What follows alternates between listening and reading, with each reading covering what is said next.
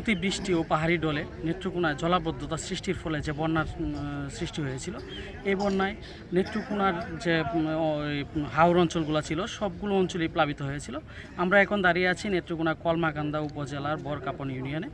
আমরা ইতিমধ্যে কয়েকবার গণমাধ্যমের মাধ্যমে বরকাপন ইউনিয়নের ক্ষতিগ্রস্তের বিষয়গুলো তুলে ধরেছি। এই ক্ষতিগ্রস্ত পরিবার যারা আছে কৃষক, তারা আজ মানববন্ধনে দাঁড়িয়েছে। তাদের ক্ষতিগ্রস্তের যে তালিকা করা হয়েছে সরকারি প্রণোদনার জন্য, এই তালিকায় তাদের অনেকের নাম অন্তর্ভুক্ত নয়।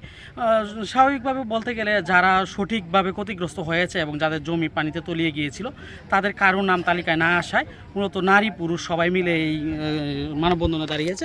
আমরা সকাল থেকে লক্ষ্য করেছি যে তারা মানববন্ধনটি করছে। আসলে আমরা যদি এখানে একজনের সাথে জানার চেষ্টা করি, আসলে কিসের জন্য দাঁড়িয়েছেন আর আপনাদের দাবিটা কি? আপনার কাছে জানাইতাম আমরা জমিন তলিয়ে গেছে, আমরা খাতার নাম দিছি, লিস্টিক নাম খাইটা দিছে, আনি তলিয়ে গেছে, খাতাটা না পারছি না, গরু বাছুর সব বেঁচে আলছি, কেয়ার করে কিছু আনতে পারছি না, নাম দিছি, টাকা দিছি না, নাম খাইটা দিছি।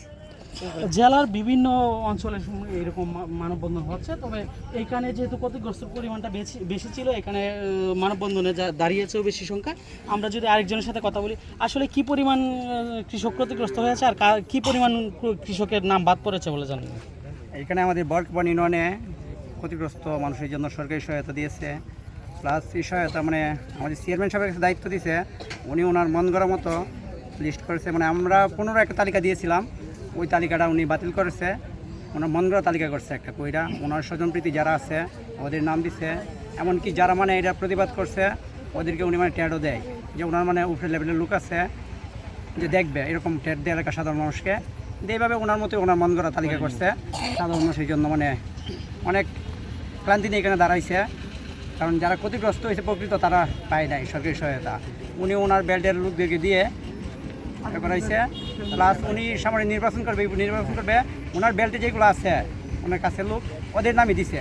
প্রয়োজন লিস্টে আছে, লিস্টে আপনারা দেখবেন সবাই, লিস্টে তো নাম আছে, এটা তো মন করা কিছু বললে তার হবে না, তালিকা আছে, তালিকাটা দেখবেন, এতটুকু আমার কথা। আচ্ছা, আপনার কি পরিমাণ জমি ক্ষতিগ্রস্ত হয়েছিল?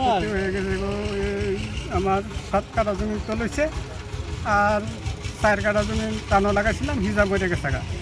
এরপরে একটা গরু বেচছে, বাকি গরু আছিল, এই গরুটা বেচছে আমি ঋণ পরিশোধ করতে পারি নাই। করে না আমি কই কিছু করছি তো আমি সরকার থেকে আবদার চাই। আমরা জানছিলাম আসলে কৃষকদের থেকে বরকাপন ইউনিয়নে প্রায় কয়েক শত পরিবার মূলত এই তালিকার বাইরে আছে, যারা সঠিকভাবে ক্ষতিগ্রস্ত হয়েছে এবং জমি থেকে এক মুঠো ধান তুলতে পারে নাই।